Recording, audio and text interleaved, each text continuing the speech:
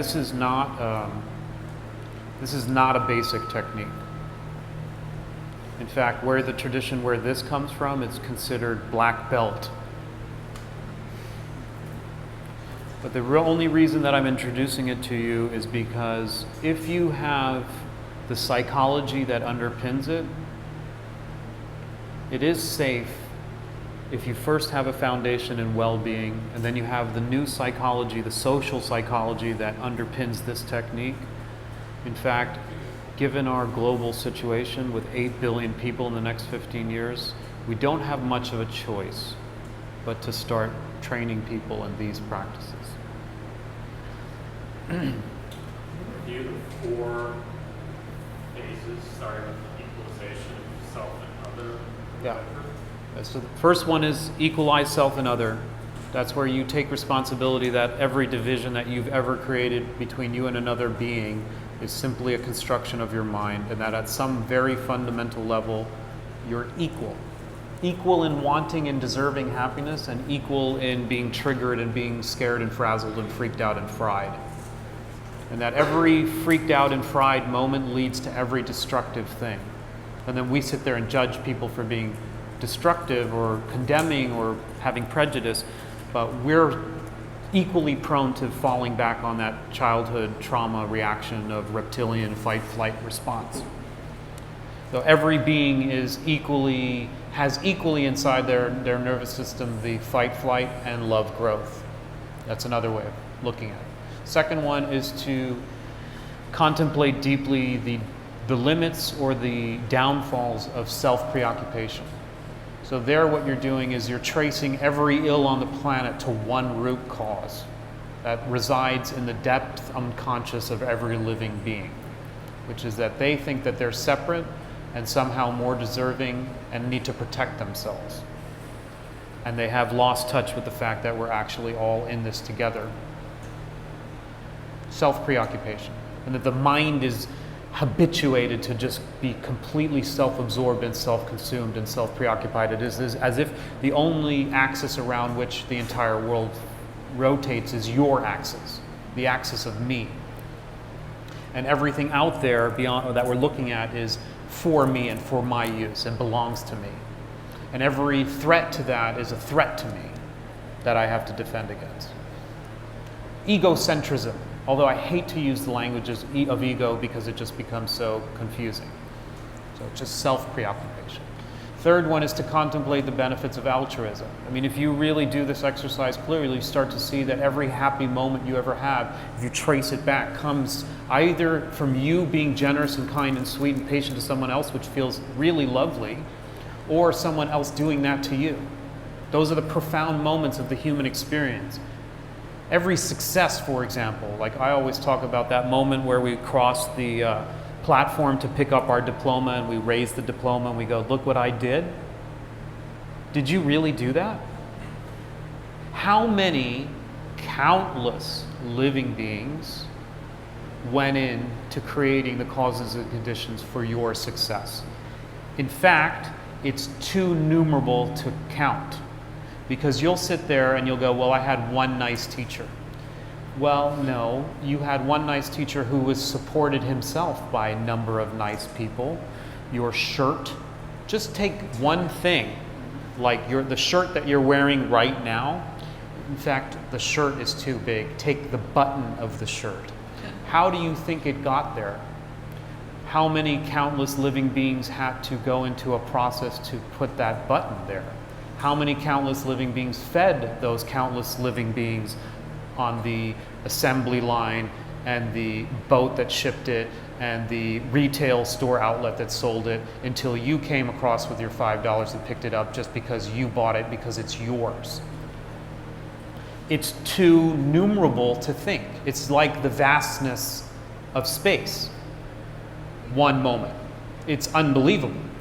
That's what wisdom does. It totally clarifies for the first time all the arbitrary dirt that has contaminated your lens, that makes you feel like you're a separate little thing, deserving of the little thing that you get, when in fact what's happened, it's like reading chapter 13 without the before and after. You don't see what goes into the moment of one experience.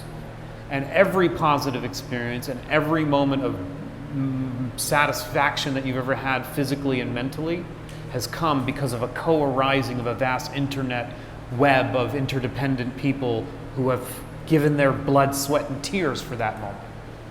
It's miraculous. It's unbelievable. We could spend months talking about point 2. Point 3.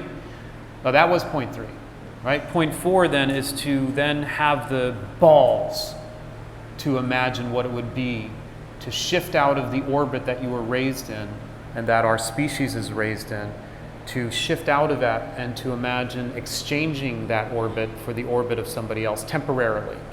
Exchanging your nervous system. We say, our expression is, can you walk a mile in someone else's shoes, right? Can you live a day in someone else's experience? Believe me, if you do this, believe me, if you imagine what it's like or what it must be like for your barista who offers you the coffee in the morning, I guarantee you will smile at them, you'll endure their frustration, you'll endure their impatience, you'll make sure you put a nice tip in their jar, you'll be thankful. If you start to consider what it's like to wake up at 5 in the morning and bust yourself in and put the, in this heat, start the percolators. I know this because I used to do coffee in the morning for a crowd. That was the work crowd. You get there at 5 a.m., you get the percolators growing, and then the angry, pissed off crowd comes in and they're throwing money at you, and there's not enough milk. Why isn't there enough milk in here for me? And I wanted soy milk. What's wrong with you? And the whole thing. And I asked for large latte venti with caramel, without the whipped cream. What's wrong with you? And you're just being bombarded by beings that are pissed off and see that you're just a cog in their assembly line so that they can get their coffee so they go to some miserable dead-end job. But the exchange of self and other will radically change everything. It will radically change everything. It will make you tolerant. It will make you patient. It will make you appreciate things. It will give you the opportunity. And see, if you're the one person that gives that barista a break and looks at them in the eye and is appreciative that they're another human being actually making your life possible, they will feel that. That will be the highlight of their day. That might make them more capable, to give them that extra hour, make them feel, as human beings, we can't survive without some sense of validation. We want to be understood. We want to be seen. We want to be recognized. That's what the exchange of self and other does. So that contemplation gets your mind, it's like the pre-workout. It gets your mind loose. It gets the juices going. It gets you really clear about things. It gets you to understand what is the problem here and what's the solution, really. Now, if you start taking that into Michelle's championing the ocean project, then you have a really worthwhile full package, because you have the underlying causes and the resolution, and then you have masses of people trying to actually do something systemically on a grand scale. We'll get Bono to do a huge concert, raise tons of money, and we teach this stuff to everybody so that microcosm and macrocosm meet. And then you do the exchange of self and other, which is just a flight simulator of you imagining on the basis of being well. So don't do this technique if you feel frazzled and fried. Which technique should you do if you feel frazzled and fried? Huh? Second one? The first 3, I would say. Everybody should walk out of here, because tonight's the last night until I start teaching in September. You have 3 techniques to help you feel calm and sane and safe. Calm, abiding, resting, one-pointed meditation, opening to the sensations so that you create tolerance in your beaker of emotions, loving kindness so that you feel safe and you start accessing a positive voice instead of my mom's voice going, "You're not good enough."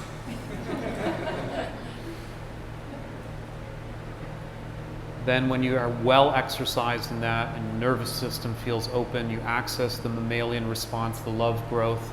You have the wide vision of your interconnectivity. You have the intelligence that understands why people are really freaking out. They're not freaking out because it's personal against you. They're freaking out because you also know what it's like to freak out and feel afraid.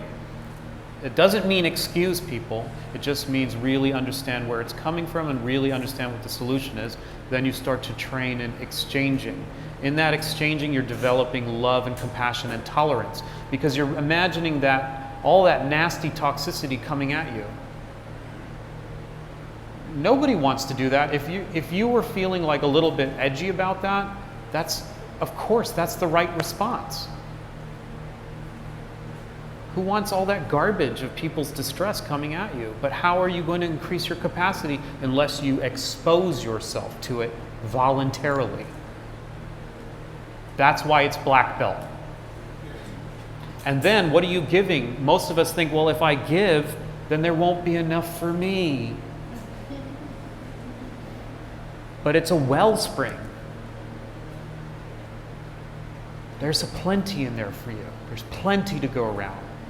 And the minute that it really actually feels too tight, then you shut off the flight simulator and you go back to your first 3 trainings and you get sane and stable and safe again.